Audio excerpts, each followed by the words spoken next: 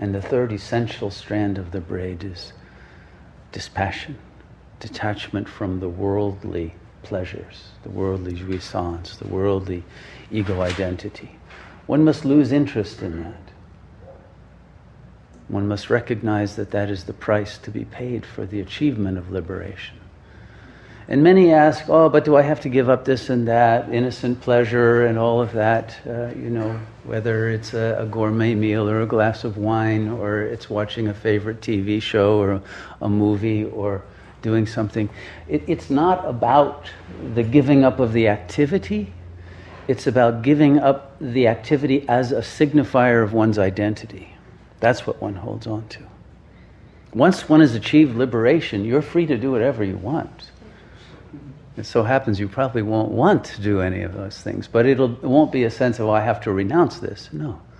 There will just be a blissful recognition that one doesn't require any signifiers of identity on this phenomenal plane, and one is released from what actually is a burden of constantly repeating those same landmarks as a prop to give one a sense of security.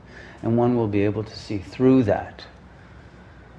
So it's not that pleasure is bad. It's not to take that viewpoint, but it is limited versus the unlimited. We want to realize our unlimited nature. And then we can participate in this limited world with freedom. But otherwise, whether we admit it or deceive ourselves in thinking I can give it up at any time, it's no problem, but it's still a prop of one's identity, and it's an addiction.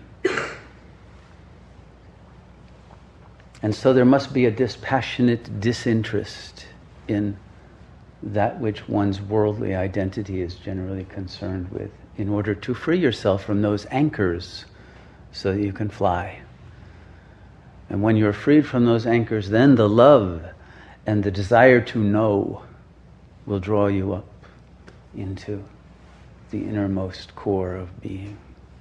And it will be a very rapid, even instantaneous deliverance from the ego mind into the presence of the supreme and only self.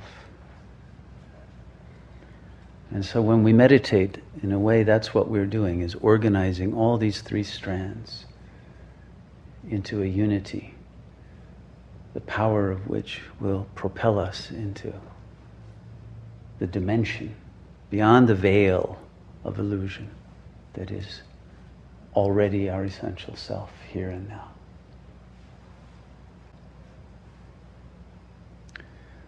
And so in meditation, when we begin, ask yourself, can I achieve this vairagya? Can I let go, even if it's just for the momentary sitting of this particular meditation, but let go of all concerns for identity on this plane.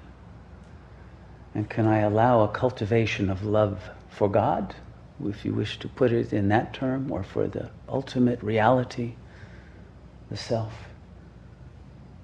and let go of the ego mind and enter into the silence, not as an entity doing something, but as the letting go of the feeling of being an entity.